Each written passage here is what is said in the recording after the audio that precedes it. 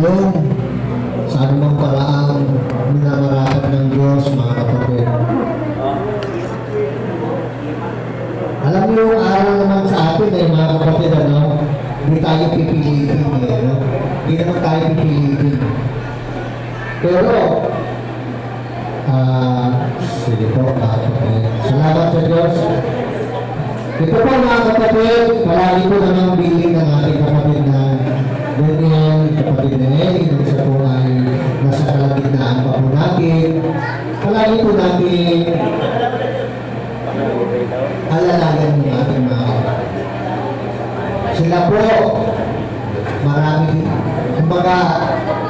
pa po yung marami pa silang hindi pa alam sa mga ating pagsasama-sama.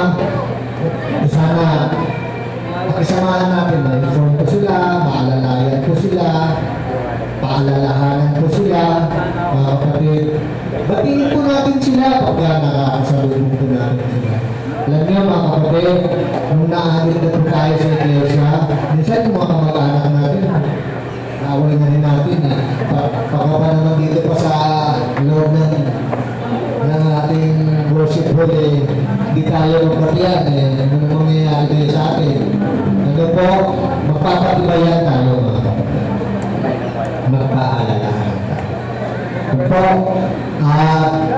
patuloy niyo po, gaya ng inyong napakinggan kanina kung kayo po'y nakadalo na. Dapat, ang mahalaga sa inyong isip, may darating na Panginoong Jesucristo. Kung tayo po'y tumutupad ng utos, bakit tayo tumutupad ng utos ng Diyos, mga kapatid? Kasi ang pag-asa natin, darating ng ating Panginoong Jesucristo. At kung sana tayo matik ng hindi gumagawa ng taga-talungan, mga kapatid, kundi, pagdating niya, hindi mo tayo, kasi magugulat ka ba kung dadating, mga kapatid? Hindi tayo magugulat. Bakit? Inaasahan talaga natin yung pagdating niya.